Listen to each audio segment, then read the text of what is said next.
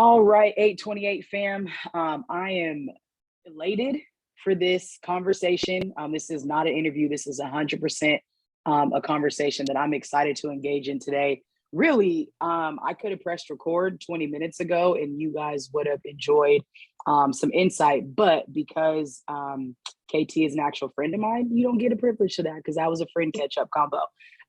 So today I have the honor, legit honor, to be able to have a conversation in front of you all with a good friend of mine, KT, Karissa Thompson, who is a community engagement officer at Red Canoe, amazing single mother of two. And again, I said a good friend of mine, but also just an advocate, an ally, a voice, a connector, an uplifter, a fighter, somebody who I'm honored to have in my village. And this is the social equity, social and financial equity platform right now is what we're talking about. And this just happens to be Friday, April 15th, which is tax day. But this is also Financial Literacy Month. And so we wanted to bring you conversation that is going to help you grow in your social and financial equity. And I thought, who else to start this conversation? Who better to start this conversation off with than my dear friend KT? And so we're about to get in it. Please make sure you grab a pen, a paper, make sure you press pause whenever you need to, so that way you can take down these notes because this is going to be a good one. So without further ado, KT, please introduce yourself again to the people and let them know who you are and how amazing you are. Oh man, I always love just hearing what you have to say because it lifts me so high. I'm like, am I all those things? I appreciate being here. Yeah, I'm Karissa with Red Canoe Credit Union. And you're right, I do community engagement for Puyallup, Graham, Sumner, and then out in Lake Tapps. And what that looks like is Red Canoe Credit Union wants to be the most impactful credit union in the communities that they serve. And so they hire me to go out to the community and just plug in and find out ways that we can get involved, either by joining boards or doing financial literacy for high schools or for businesses, and really trying to make an impact and a difference for those who need it. So I'm super excited to be here. I've been in banking for 25 years. I didn't want to say that too loud, but I've been in banking for a really long time. And I worked on the retail side for many years. And now I do community engagement side. And so I'm really excited to come and just share some nuggets that I've learned along the way. Awesome. So tell us what got you into it, right? So not only are you still in it, but you've been in it for 25 years. What got you into banking, retail side, and then now on the community engagement side? Sure. Real simple answer to that. I didn't know what I wanted to do when I grew up. And before I was in banking, I was working at a billiards cafe. So it was a club, and it didn't have set hours. And so I needed to get a place that had set hours and had good benefits. My mom was a banker. I had never went to college, just graduated from high school and needed to get into something. And so I started as a teller. And I worked my way up to new accounts, did loans, started doing assistant management, did corporate training, then became a branch manager.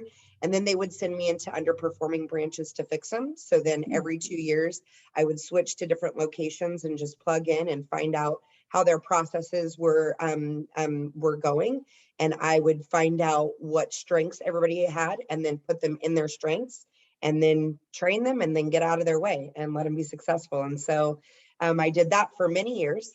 When I became a branch manager, I then started doing community stuff.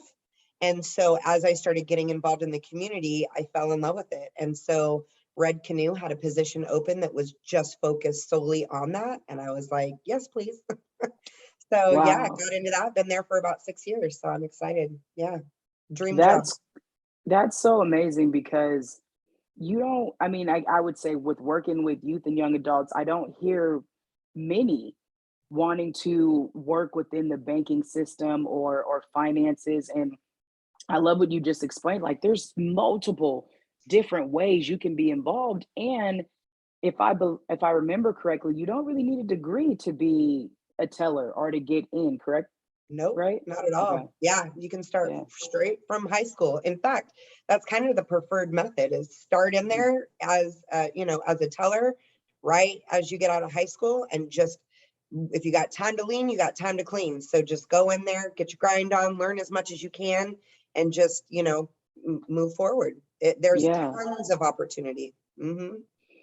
Okay. Yep. I'm going to make sure I run my mouth about that much more because, one, it's necessary, right, to get that much more diversity in spaces. Obviously, we're always going to shine light on diversity here in A28 Media, but um, I can't remember many going into many banks and seeing people who look like me or I felt comfortable with.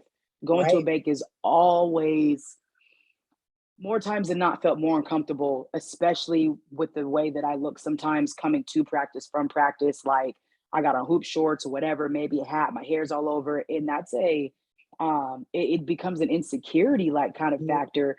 And what sucks is I started and I noticed attaching some of my worth to my net worth when going into Right. these spaces, right? Like, So, ooh, if I'm going to handle a business account, then maybe they'll look at me.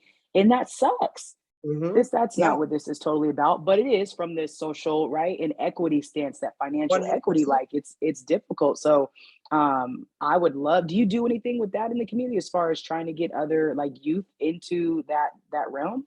Yeah, that's funny that you should mention because I've been to several job fairs throughout the years, just to Mhm, let them know that there is opportunity in banking and mhm. that you don't have to have a college degree. And so I do a lot of job fairs in the Puyallup School District. I'm trying to get into Lake Taps. We have a new branch in Lake Taps that we're kind of engaging the community in. But I was just at one yesterday to kind of talk about ways that students can access banking as an option. So we work a Nice. lot with, I sit on advisory councils for career technical education departments in the school districts. And Mhm. so I help them kind of go through their curriculum to teach them how to make students career ready whenever they come out. So banking has a lot to do with it. And I'm glad you said something about that equitable piece. I think a lot of times when we get out of high school and we go to get a checking account, we think that they're doing us a favor by giving us a checking account.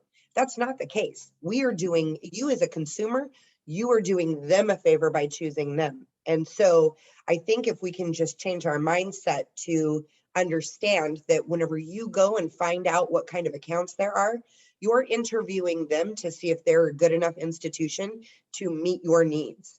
And so please don't ever go in someplace and they say, oh, well, we got to charge you for a checking account. Don't ever get charged for a checking account. Credit unions have them free all day long.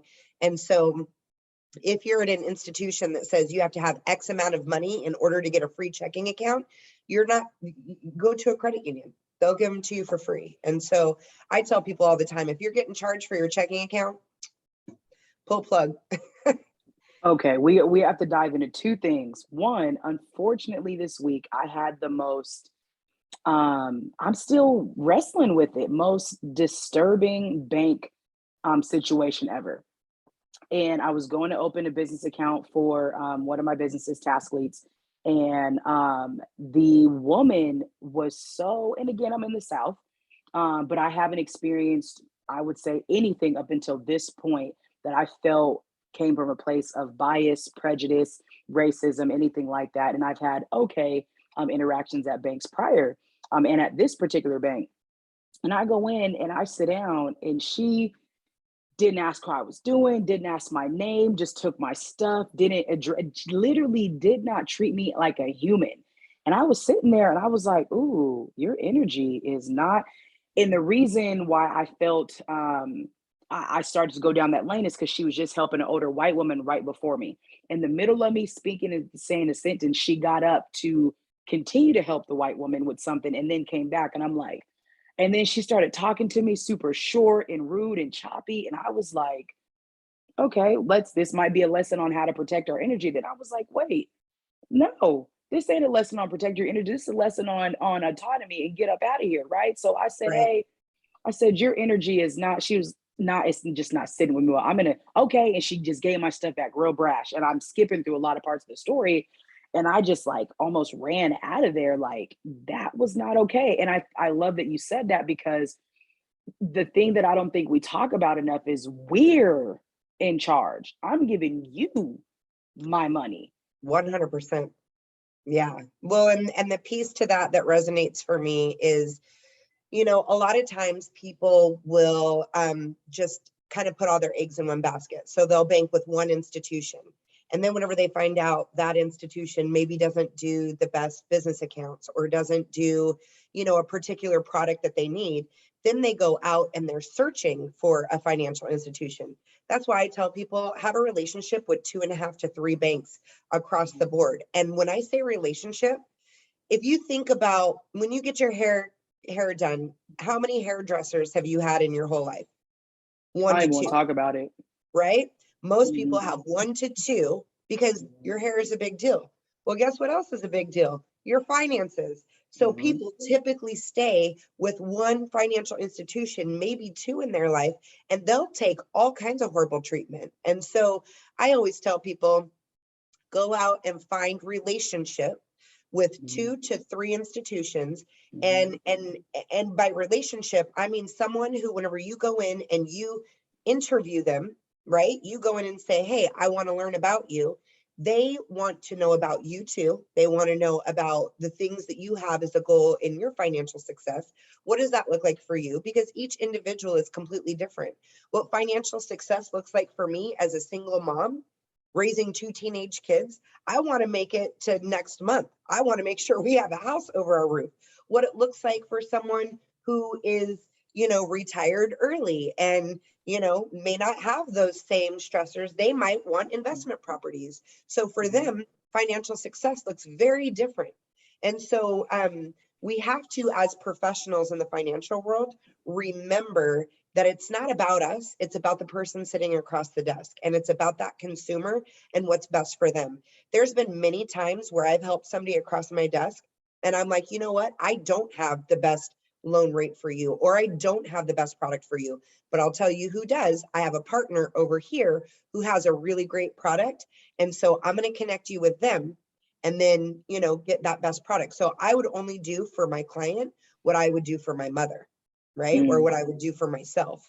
So what happens is people see that as I have their best interest. And so they're going to give me the first right of refusal. So meaning they're going to come to me with everything and say, hey, can you help me with this? And they know that I'm going to find them the best product, whether it's with me or not.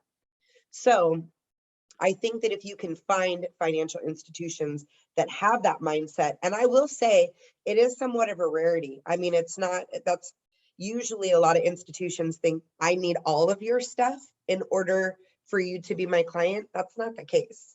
Like, you know, it needs to be spread out and just that understanding of option out there. The other thing that is always really important, if you have a financial institution that ends up being bought and all of your stuff is with them, and then culture starts changing and their policies start changing, and now I'm starting to get irritated as a consumer. Well, if I haven't already started a relationship somewhere else, now I'm leaving that institution angry, and now I'm going in an angered state or in a rushed state, and there's no room for error. So if that institution makes an error, which it happens whenever you're open to accounts. So if they're making an error, now I'm super frustrated and I want to just throw my hands up. And so that's why it's really important just to have things established so you don't have to find yourself in a panic later. So you've said a couple things that I think there's a verbiage and a vernacular, right, that you're using that obviously somebody working in the financial industry or is heavily involved with their finances in some way. You talked about being a client. I don't know how many people see themselves as being a client to a bank because you might think, well, I don't have, like, what if I don't have big accounts? I don't have a lot of money. I don't have big investments and loans, right? But would you agree that having a checking account and a savings account, regardless of how much is in it, makes you a client of that bank? Absolutely. Absolutely. At credit unions, it's a member because once you have an account, you now own part of that credit union. And so Mhm. with credit unions, and I used to work in the banks and I switched to credit unions because it is a little bit more of a heartfelt feel on it. Our members have ownership in us, and so they have a little bit more, or actually a lot of bit more of a voice. But additionally, oftentimes credit unions, they don't look at someone who has a checking or savings account as a number. So the more money that you have in your accounts, the more warranted of a member you are. Everyone is a member and everyone has importance. There are some, and I won't say all banks, because there's some really great banks out there, especially community banks. There's some really great bankers out there, but there are some institutions where if you don't have a certain amount of money in your account, you mean nothing to them. And that's kind of why they charge you, is because it's like, okay, well, we don't necessarily need you. So if you run off, it's more work to have you than not to have you. So, yeah, no, it's really important to remember that you as the consumer are the ones who have right to customer service and to the good experience. And just like getting your hair cut, right? It's important for you to have a good experience at your financial institution. They should care about everything that's going on in your life, because they're going to hopefully be there for the longevity. I feel like we, and I'm speaking right from the Black and Brown community, sometimes just kind of take what we can get, right? And do what we, and I'll think, right, you mentioned the barber, and there's been time, right, I got a hat on right now for a reason. There's been times where you just kind of stick and deal with certain things because of convenience, efficiency, what is it called? I just know this. I'm familiarity. I know, I've seen Chase, I've seen Bank of America, right? Yep. Oh, Wells Fargo. And there's also, I would love for you to talk about the stigma around credit unions versus banks. So I talked about this a little bit last year, and I definitely believe in the benefit between both.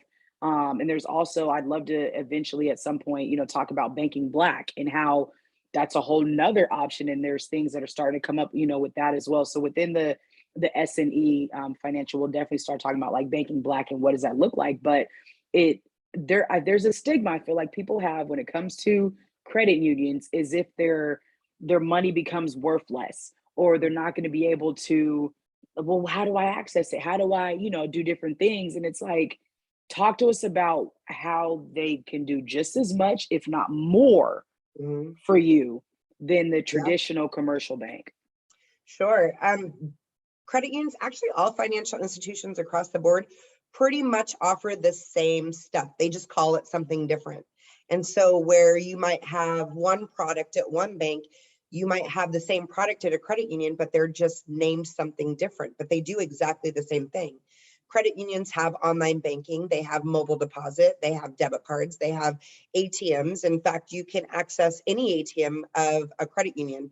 So if you have a Red Canoe account and you go to Texas and there are no Red Canoes in Texas, if you find a credit union over there, you can utilize that ATM with no fee, because we share in those things. And so with credit unions, the difference that I've seen is that there is more of a local decision made on your things. So for example, if I needed a loan with XYZ bank, that's more of the larger bank, right? Which is like your Wells Fargo, Bank of America, Key Bank, so on and so forth. If I was going in to get a loan, right? They put your information in a system and it says denied or approved. Nothing else, right? But if you come to a credit union and they put your information in the system and it says denied or approved, then they may have a conversation with you and say, well, hey, let me dig into this a little bit more and see if there's ways that we can make exceptions around these things. So it's a little bit more of an intentional deep dive. Yes, there's things that are put in place to make it an easier process for those that are just a quick approve. But whenever it's denied, it's not necessarily just denied, see you later. Maybe it's denied and, well, let's take a look at the picture and see how later we can get it approved. Or if it means that we have to do some credit rebuilding, let me help you learn how to rebuild your credit. So it's not just a see you later, it's let's continue working until we get to where you need where that success marker looks, right? I hear relationship. That's I it. hear it because one of the questions, I would ask is, was it hard or did you feel a difference between like when it came to your heart? Because you are a empath, a heart-led person, a relationship-led person. And so how difficult if it was working in the commercial bank setting to now in a community, one, yes, community engagement, but also I don't even want to maybe smaller because it's community. So I'm seen as a human and not a number. And I actually kind of will equate this to my thought process of coaching at the community college level versus Mhm. coaching at big universities where it's the relationship sometimes is a little bit different because you're not just seen, as a product and what you can do. And we at the community college offer you the same type of education as they do at some of these other institutions. So I guess that's the only way, one of the ways I can make a connection. But tell me about the heart that you are, if there's a freedom that you can really use your heart now here that much more than you could in the commercial bank, especially with dealing with money. Right. Well, it's interesting you say that because the bank I was with before actually did a really great job at that. They were a smaller institution, a community bank. And as it started growing and mergers and acquisitions came in, culture started kind of changing a bit, as it does. And things became a little more big bankish, and some of those controls were then kind of taken away. Some of those things that we Mm, were able to do, we weren't necessarily able to do. And I am full on a culture girl. Like if you tell me this is your vision and mission, this is what it needs to be. And this is how I translate it to be. And I will be this all day, every day. Right. mm, So for me, I'm a huge culture girl. So whenever things started changing in that culture, I had to pull myself away because I was afforded a lot of opportunities where I was, and I didn't want to necessarily become bitter or angry or frustrated. I wanted to be able to leave while I still loved and admired where I was. mm, And so then whenever I came to Red Canoe, it felt like that old feeling that I used to have, to where it was like, wow, I can really care for people individually. And it's easy to access people that if I had a question about something, I could access the executive directors and the executive team and ask my questions, and, really had a group of people that really have heart.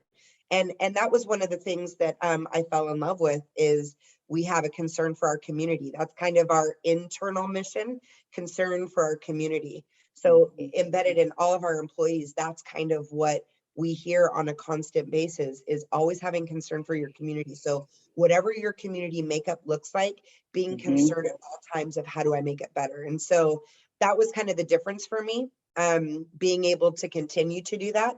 I won't stick around in some place that won't allow me to do that. I won't even go in, even if an employer says, I will pay you substantially more. Me being a single mom raising 2 kids, I won't even touch it. So money is not what pushes me. It's being able to love on my community and doing the right thing for other people. And if my employer allows me to do that, I'm sticking with them. I love your conviction.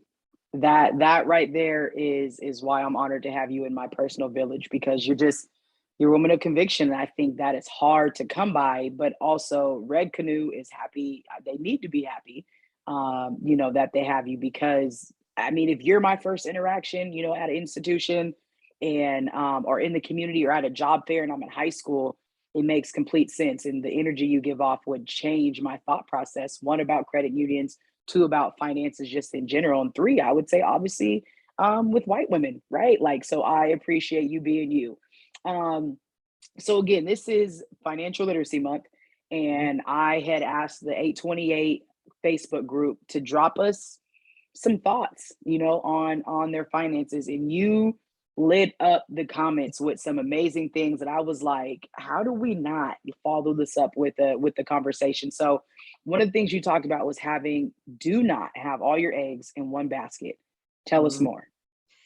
So that goes back to making sure that you have several financial institutions that you have a relationship with, right? Mhm, And if there's at all possibility for those people who you have relationships with, so say it's the branch manager at Red Canoe, and then a branch manager over at Columbia, or a branch manager over at Tapco.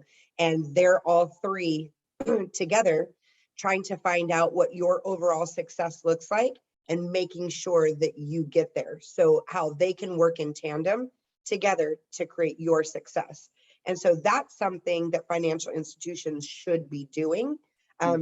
Again, it doesn't happen all that often, but you can see the ones who are out in the community who really care about that success. They will partner together and do that.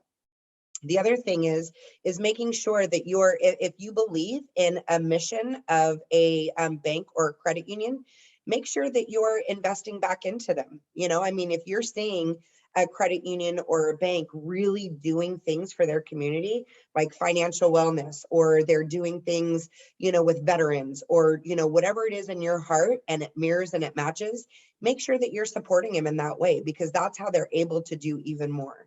So yeah, absolutely diversify your portfolio. But make sure that when you do that, that you're notating where all of those things are. And maybe we'll talk about this in a minute, but notating where all of your accounts and your money are in one space, so that if anything happens to you, someone could just grab that piece of paper and know exactly where all of these accounts are. That part right there, I think we're going to lead into that piece if something happens to you, but I want to even talk about while we're alive. So one habit that I have, and I started this a few years back, is a stewardship assessment. So I would do a stewardship assessment maybe once a week. Once a week when my life was a little bit slower, and then when it would pick up a little bit, then I would do it maybe a couple of times. And then I knew when I was really hectic and I was only doing it once, that wasn't enough for me.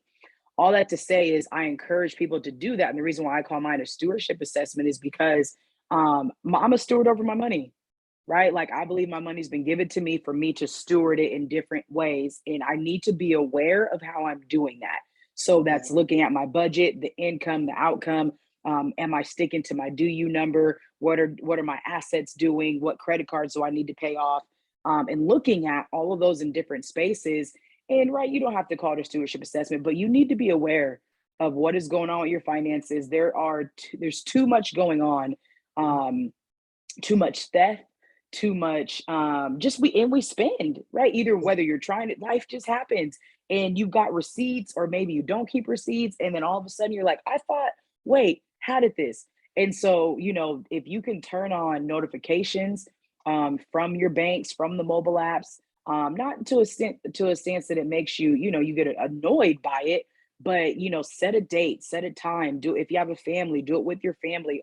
And if you're young, I encourage you to do this by yourself. You know, start off now and put everything in one sheet, right? That everything that comes out, and then all of your income that comes in, and look at it. What did I spend? What credit cards need to be paid off this week? What credit cards need to be paid off? You know, whatever. Is there a specific amount, or is it just the minimum amount because I have 0% interest on this, right? And if you can be familiar with your finances, I believe it gives you that much more peace. So once you start to execute at a higher level, you have that, especially in business. I think your business finances is going to replicate a little bit of your personal. So if you're somebody who wants to get into that space and be an entrepreneur, start personal, right? Like, start there. And this is tax day. So this is another really important reason for you to have all your stuff in one space, a folder, a file, a doc, or something. So that way, when it comes down to it, you don't have to say, who do I need to collect these documents from? I know exactly where to go. I have this here, this here, this here, this here. And I keep a log too. Who did I work with and work for throughout this year? And it literally says taxes. Who did I work with, work for? Where am I getting a W-2, a 1099, 1098, all those things. So then when January comes, I can just, did I get this? Check, check, check. Awesome. Now I'm set to go do it, and you're not missing anything. So I think those are just huge habits, big habits that we can develop that can help us be that much more aware over our financial situation. So thank you for bringing that up. Yeah, and I've used this for a long time, but I use just an Excel spreadsheet, and every year I just copy and paste all of the stuff, but then underneath it kind of talks about where all of my different accounts are. So if anything happened to me, my kids could go in there and see exactly where everything's at, exactly where any of my accounts are at. My son is 17, my daughter is 15, and my son, he's working. And so I'm trying to bring him in and learn how online bill pay works, learn how, going in and accepting your checking or your paycheck, giving every dollar a job. So whenever you're building your budget, making sure that any of the income that you give in, you want to give it a job. And so I love dim sum, right? Like it's my favorite thing to eat. So I have a budget item for dim sum. So if I have money left over, I'm like, shove it in that, shoving it in that folder. If it works better for people to have several sub accounts. So like with my accounts, I have my main checking account, and then I have several sub accounts that I just, automatically transfer money to so that I don't have to worry about it. Some people like actual physical cash. I would say probably lean not to doing that, because if somebody takes it or if something happens to it, that some people will create an envelope system where it's like they put different amounts of money in different envelopes. And so it's what works for you. And then there's also several apps that you can get on your smartphone for budgeting and any kind of financing. And if you're at the very beginning stages of all of this, Red Canoe has these really cool videos called It's a Money Thing. And if you go on YouTube and you type in It's a Money Thing, Red Canoe Credit Union, like 45 videos will come up. One's budgeting basics. One talks about credit and what a credit score is. There's another one on repaying debt. So different strategies of repaying debt. And so those videos they're like anywhere from 3 to 5 minutes. They're animated, kind of funny to watch, but they're like a baseline of information. So I would definitely, if you're starting, start there.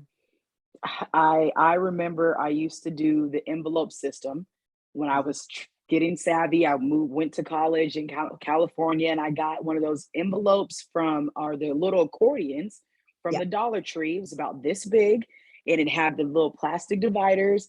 And it warms my heart to just think about. I think I just thought I was cute. But because of that, I'm where I'm at now. Right. And I was 19 years old and just started my credit. And my first credit card was with BCU, a credit union. Why? Because US Bank didn't want to give me one. Right. Yeah. So where am I supposed to get one from? Okay, BCU. Thank you. But instead of having the envelopes, I would put little markers and dividers in there. So whenever I got paid from something, I had I was training kids for $12. I would take my $2 and put it in my tithe envelope. Then I would take the rest and kind of divide it out. And then eventually, I elevated to what you just said, the electronic way, because I grew up and now I'm getting a salary and I'm dividing things in different ways. But the habit is the habit. Yeah, that's the moral here, right? That's the principle. The habit is the habit. Develop a habit within your lifestyle that works best for you, right? Because it doesn't matter that whether it's paper, obviously, right? I would caution against that as well, because life happens and ain't nobody paying you back for no cash. But you can track, right, credit and debit and things like that. And that's where the power of having an institution behind you that you have a relationship with, I would assume, is most beneficial. But if you're younger, start with that. Even start with that with your kids too. Get them envelopes with different names for things on them.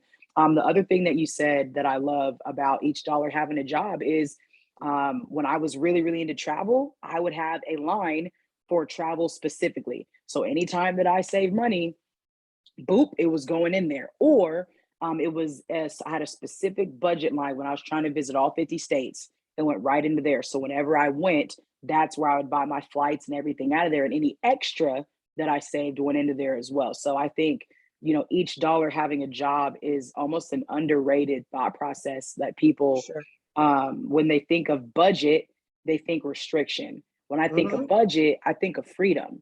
Right. Because if my budget fits to my life needs, I see how much freedom I have to do everything I need. It's not restricting me from doing things that I want. It's telling me which dollar is going where so that I have the ability to live the life that I want to live. Right. Well, it's allowing you to get what you want. So people think, like you said, they think it's a restriction, but it's allowing you access to that later. I remember moving out on my own and I moved out because I was like, I want freedom from my parents. I don't want them to give me, tell me when I can go and whatever. And so I moved out, and I didn't realize that there's one thing to have freedom, and then there's another thing to have financial freedom.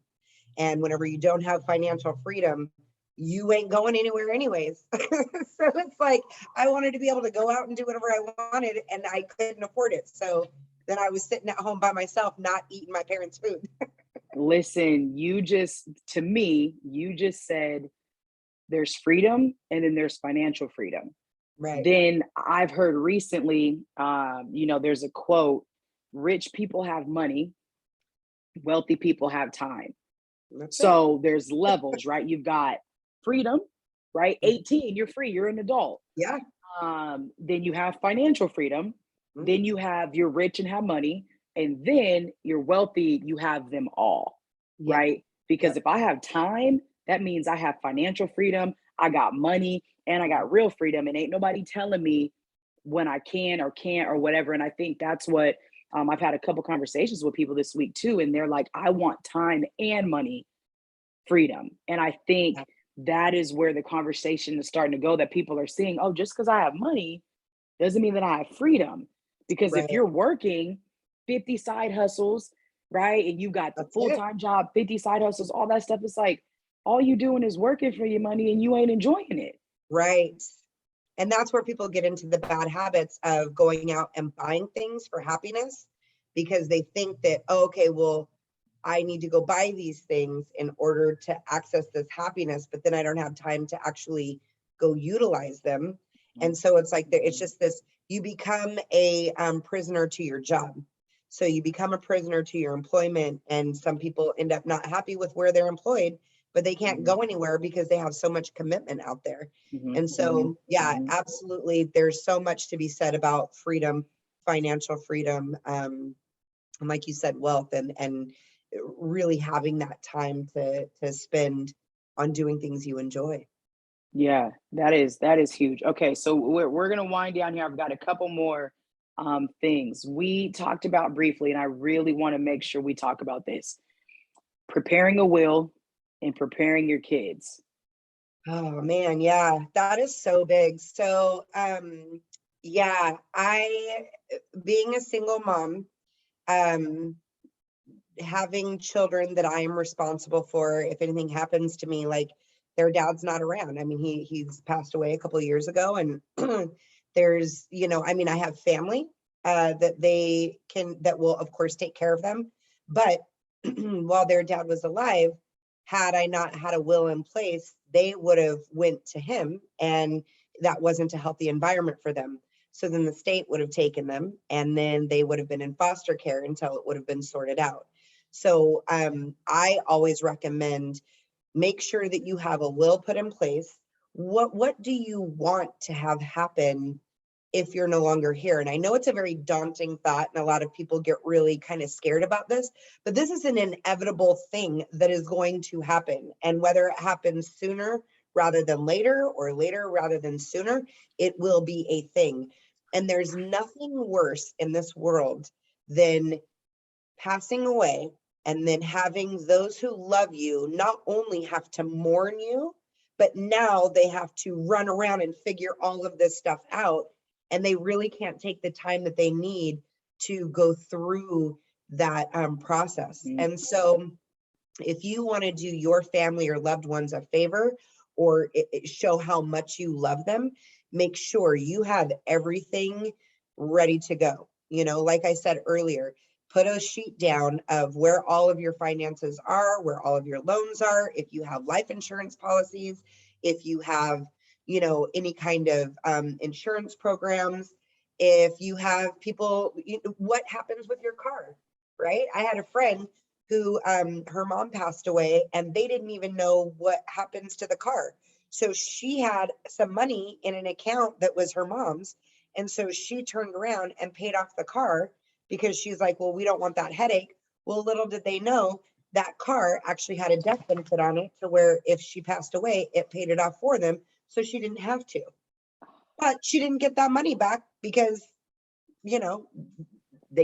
they're not gonna do that. So it's important to just have all of those things listed. The other thing that I would absolutely recommend, in my case, I have 2 kids, right? So on all of my accounts, if you put payable upon death, right, on all your accounts, you make them your beneficiaries so that it doesn't have to go through probate.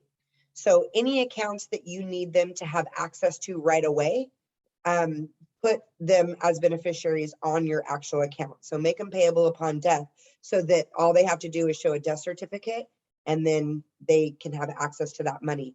Otherwise, everything will wait for probate. It will wait to see what your estate says. So yeah, that's a way that you could kind of help out. And if you, I mean, I can't necessarily give those kinds, because that's not my realm of expertise, but I would absolutely recommend anyone and everyone going and either A, if you don't have the money to go to an attorney to just ask some of those questions, hopefully an attorney would give you some advice for free, but can't count on that.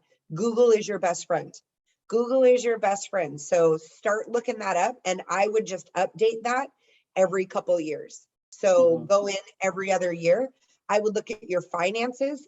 And what I mean by looking at finances, I mean doing an overhaul once a year to where you look at everything and you say, okay, where am I at with all of these things? What can go, what can stay, what, how do I prioritize it? And then at least twice a month, looking at your budget and going in and making sure that you're on point for that yearly goal. So yearly overall goal, monthly, if not, twice a month, going in and making sure you're on point, and then every 2 years and overall with everything. There's a part of me right now that is like, why did I not meet you 6 years ago? Right. But I'm here for the timing of it all. And the reason why I'm shaking my head and I'm so in agreement with this is because I was on the other side of that. My mom passed away intestate. I didn't know what that meant until I had to know what that meant. Right. And you talk about probate, can't stand the word. Why? Because it impeded my grieving ability. It impeded my grieving process, right? Intestate, probate, what are all these things? And so at the young age of 26, I'm having to figure this out. Single mom. Right. Party of one, single mom, only child. That sucks. And so, I'm grateful for the Garretts, obviously, for helping me, as much as they could. And then another mentor, Tony Brooks. Those are the 3 people that kind of really helped me shape the thought process. But outside of that, majority of it, I was on my own, trying to figure out, going to the attorneys, having conversations with them, sprinting from work, printing papers off here, trying to do this, sitting in courtrooms before practice, after, like, it just was exhausting. Sitting in a courtroom with paperwork with my mother's death certificate, trying to figure out, I had to buy her house. Yeah. Because and for backstory, my mom passed in her sleep. So it was a natural cause out of nowhere. And this is why it's so important. And I've always had the passion, the thought process after I got through this to be like, people need to know. I don't care how scary it might be to have this conversation. Do not put your kids through that. Right. It wasn't fun. I thank God for the strength, but it was horrible. I built up a hard heart. I was angry. I got real resentful, in a lot of different ways. And I thank God that I'm able to now release some of that, but it's not fun, simply because, and I don't think she had the knowledge and information. She didn't have this conversation, right? And so, and nor did she think that she was going to pass either. Nope, none of us knew. So whether you think you are going to, if you have anything, right, and you're in the state of your life and you have anything, and you, like, I don't even have kids right now, but I got a will. I know where all my stuff is going, and I trust that person is going to do what needs to be done with it. And I don't have any kids at this moment, so hopefully I don't pass until after that happens. But I have stuff. I have a legacy. And so I think that it is, especially within the Black and Brown community, the numbers I don't have right now, but the last time I checked, I think it was about 70% of Black and Brown folks do not have wills set up, do not have life insurance. We just don't have the stuff because, again, this is where we're coming at: social and financial equity. Equity. Yes. It's not there. We're not having the Right. combos. We're afraid of the combos. They're big things and we don't want to die, but it happens even when we don't want it to, right? So Right. that subject right there is, I think, one of the most important that is on my heart because it is ridiculously traumatizing for a kid to have to go through that experience and grieve the loss of whoever that person may be, and then have to figure out how to handle everything. So thank you for bringing it up. Thank you for bringing that to light. I hope that people take action, whether you think, oh, I don't have anything or not. Even if you have debt, as a real estate agent, Yeah. I had to deal with that when I was selling somebody's home. Their mom died and they just had debt, and it was like, and they had a house, they had to sell it. Like, have your stuff in order, get organized as Yeah. much as you can to where your kids have the ability to grieve you Yeah. in as much peace as possible. So Well, and yeah. if I can just plug in something additional, and this isn't to the consumer, this is to other financial institutions and bankers. I'm getting over a sickness.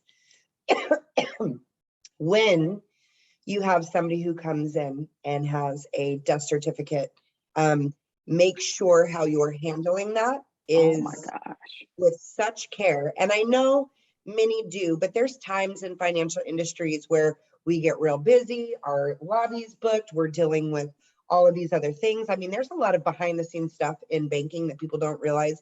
An ATM can be down, a cash shipment may not have gone out, whatever. The second I would see a death certificate, all things stopped for me. All things stopped for me. And that's whenever I would pull those people into my office and just give them the gift of time and guidance and just empathy and as much care as I could, because there's so many times you have no clue how many times I had to deal with and care through a situation where there was nothing planned.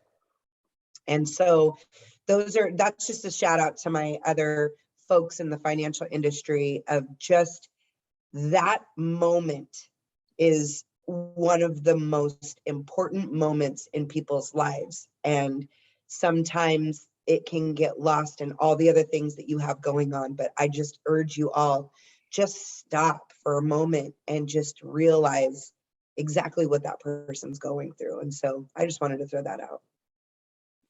Again, that is why you are in my personal village, because that is your heart. Because I had that personal experience carrying around my mother's death certificate into banks and trying to figure out and asking questions and trying to get clarity in understanding and hearing, oh, I'm sorry for your loss. Like, you're right. There's so much to it. But again, having a heart, remembering that people Yeah. are humans, Mhm. period. Right. Yeah. So, and I think, again, this is why this conversation around social and financial equity is so important, is because we need to have critical conversations for crucial growth. Like, we have to be able to address the scary things, right? We Mhm. have to be able to talk about the things that don't feel good in the moment, but they will benefit Yeah. us in the long run, our legacy in the long run. We can't talk about legacy if we're not organized, right? We Right. just can't. Well, and we're the professionals, right? So like for me, whenever I would have somebody who would come in with a death certificate, it's not like I would just look at our accounts and then say, bye, see you later. I would say, okay, we're going to make an appointment and you're going to come in and we're going to call all of the financial institutions around. And this is going to be your safe place. Until we get all of this figured out, this is now your safe place. And so it was a relationship. And I wasn't doing it to get accounts by any means, but the amount of people afterwards that said, I want to come and bank with you now because I know you're going to take care of me. I know you're going to tell me the things that I have no clue of. Listen, I'm not a plumber. So if I go to try to fix something, I'm not fully aware of what I don't know. So I rely on people to tell me, hey, did you know about, this certain tape that you need? My profession is banking. And so not everybody knows all of the ins and outs of the things in banking. And so that's where it's my responsibility and other financial institution reps' responsibility to share that out in the world. And so, yeah, it's definitely an opportunity to care for people through a really tender moment. You're a godsend. I need everybody to know that I firmly believe that you are a godsend, and anybody who comes cross your path simply for you just being you. And again, I will forever ride for this conversation because of how it has impacted my life. And to hear that's how you respond, I wrote for you prior, right? But now I need that many more people to come across you, because that right there is, it's something that we have to do. We have to talk about. And we will continue to be, as 828 Media, at the forefront of bringing crucial conversations, necessary conversations to it. So as we end, and I don't know why I said this will be 20 minutes, because I should have known it would be way longer than that. So I've got one last thing. Always be learning. What does that look like? What should, when we say always be learning, how do we learn? What do we learn? You told us about the videos, but always be learning. Give us some tips. Try and just, at least on a weekly basis, if not a daily basis, make it part of your practice of learning something new. And as you learn it, turn around and teach it. So what I've learned is, as I have, I'm starting to kind of just crust the understanding of things. When I turn around and teach it, it cements in, and then I just know it off the top. So I would make a goal. So if you want health and wellness, right? You want financial strength, you want spiritual strength. So if there are certain things in your life that you're really trying to focus on, try to have a learning opportunity for each of them at least once a week. So if it's Monday, it's finances. Tuesday, it's, my physical well-being. Wednesday is my mental health. Try and find some kind of information, whether it be a book, whether it be short videos, whether it be a TED Talk. Do some kind of search and research on a particular topic, and just feed yourself. So it's just like you're getting nutrients through food, it's also getting nutrients through thought. And so if you can get nutrients through thought, then everything that you give out later will be healthy for others. And so if you can just continue to do that, and again, make that a habit. I think what happens is we get into bad habits, and then we have to recreate habits. If you're in a point where you can just start creating habits, great, because that's a lot easier. To recreate and like rebuild habits is a little bit harder, but if you could just stay committed to it. And I know Coach Rees is like solid at teaching you how to do that. Like, I listen to everything she has to say and I'm like, yep. So if you need any resource on how to recreate or how to restructure a habit, you have a resource on her 100%. So always be. I love it. Always be learning. This is and will go down as one of my favorite conversations, all of our conversations, but recorded ones. Your wealth of knowledge, who you are as a human, your ability to show up and just be you, your authenticity is, it just is. It just is. I'm a fan of who you are. I'm a fan of your heart. Thank you for being my real life friend. Thank you for blessing us within the 828 space. I know that we are grateful to have you a part of our community at large. And go back and watch this, y'all. If you have any questions, can people contact you? How can they get a hold of you? Red Canoe, what do they need to do? I'm about to create an account as soon as possible. Like, what happens? Yeah, so you can always come visit us on our website at www.redcanoecu.com.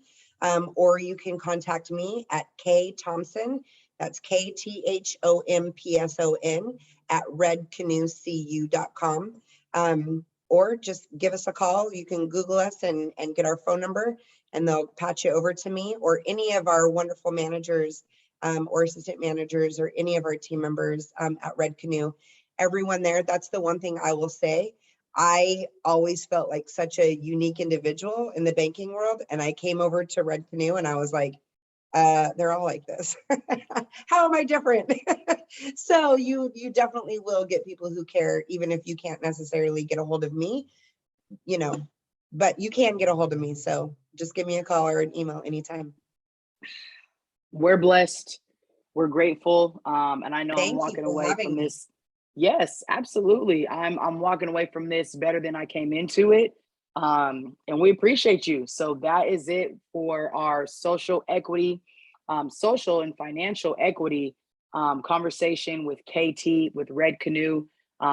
this is not the last. So just so you know, please, I will make sure her information is a space that you guys can find it.